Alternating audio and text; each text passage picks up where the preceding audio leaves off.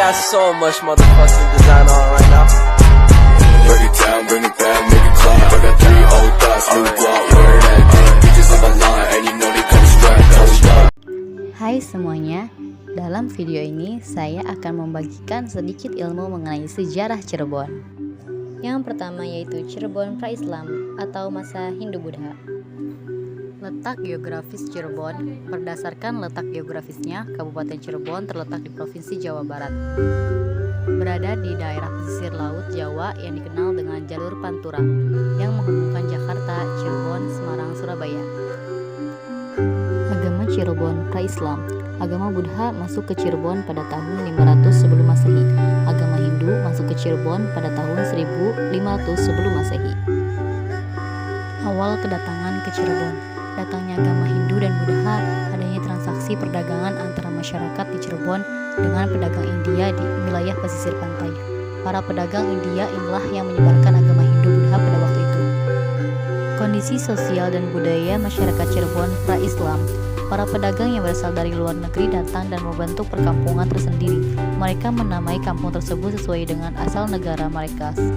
Yang kedua yaitu awal pembentukan kerajaan Cirebon.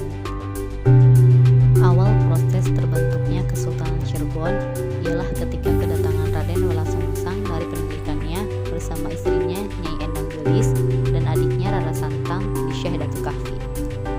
Ia kemudian diangkat menjadi Cakrabumi oleh kubu Caruban I, yaitu Ki Gedeng Ala-Alang, lalu diangkat menjadi kubu Caruban II pasca meninggalnya kubu Caruban I.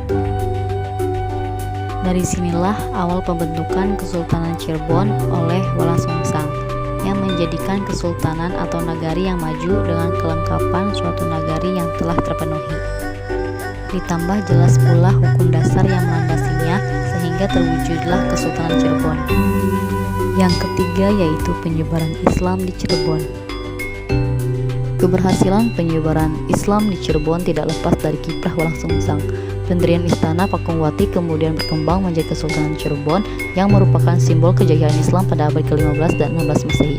Peran ulama sebagai penyebar Islam menjadi titik awal Islamisasi di Cirebon. Tokoh-tokoh penyebaran Islam di Cirebon. Yang pertama Syahdatul Kahfi yang merupakan guru dari Walangsungsang. Yang kedua yaitu Walangsungsang atau Cakrabuana. Yang ketiga yaitu Sunan Gunung Jati atau Syarif Hidayatullah. Jalur penyebaran Islam di Cirebon yaitu melalui perdagangan, pendidikan, dan akulturasi budaya. Yang keempat yaitu hubungan Cirebon dengan Mataram. Hubungan serius antara Cirebon dengan Mataram terjadi pada tahun 1613 sampai 1705. Di tahun-tahun ini Raja Mataram yaitu Sultan Agung memperistri permaisuri dari kerajaan Cirebon, sehingga terjalin hubungan kekerabatan antara Mataram dengan Cirebon. Dan putusnya hubungan Cirebon dengan Mataram karena ada gangguan dari VOC. Yang kelima yaitu hubungan Cirebon dengan Banten. Hubungan Cirebon dengan Banten terjalin sejak abad ke-15. Hubungan Cirebon dengan Banten karena adanya hubungan persaudaraan dari dua kerajaan tersebut. Putusnya hubungan keduanya karena terjadinya perebutan kekuasaan sehingga berakhir dengan perang saudara. Yang keenam yaitu terpecahnya kerajaan Cirebon. Latar belakang terpecahnya kerajaan Cirebon. Yang pertama karena adanya campur tangan kerajaan Mataram dan Banten. Yang kedua yaitu karena adanya perpecahan Kesultanan di Cirebon, mengakibatkan sultan-sultan di Cirebon saling berselisih untuk mendapatkan daerah kekuasaan. Kesultanan Cirebon terpecah menjadi 3, Kesultanan Kasepuhan, Kanoman, dan Kacirebonan. Pengaruh terpecahnya kerajaan Cirebon. Dalam hal politik adanya perselisihan antar Sultan Cirebon. Dalam bidang sosial yaitu adanya perubahan status sosial masyarakat Cirebon. Dalam bidang ekonomi yaitu kemunduran dagang pribumi. Yang ketujuh yaitu Kesultanan Cirebon. Kesultanan Cirebon berdiri pada abad ke-15 Masehi oleh Walangsungsang.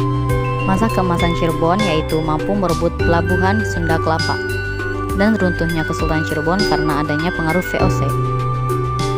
Yang kedelapan yaitu Perang Kedongdong 1818. Perang Kedongdong terjadi di daerah Kedongdong pada tahun 1802 sampai 1818 yang dipimpin oleh Ramagusti.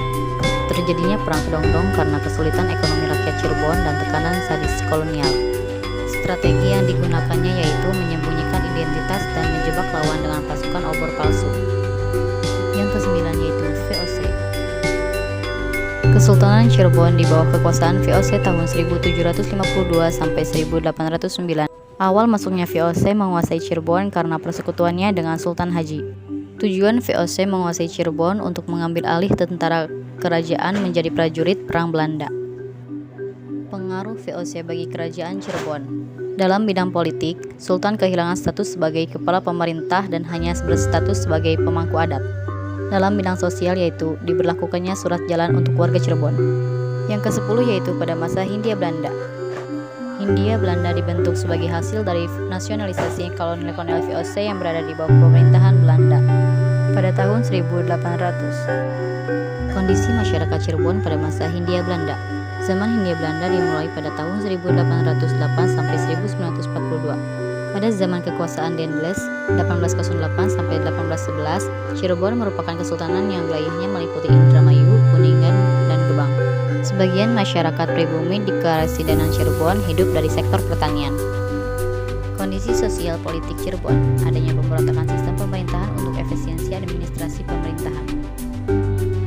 Yang ke-11 yaitu masa pendudukan Jepang.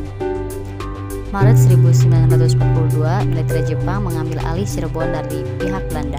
Pada masa pendudukan Jepang, Cirebon memiliki status sebagai Shu atau Karesidenan. Pada masa Jepang diadakannya kerja Romusa yang diperlukan untuk Jepang dalam Perang Pasifik. Yang ke-12 yaitu etnisitas di Cirebon. Pada mulanya keberadaan etnis atau orang Cirebon selalu dikaitkan dengan keberadaan suku Sunda dan Jawa. Eksistensi dari keberadaan suku atau orang Cirebon yang menyebut dirinya bukan suku Sunda atau Jawa.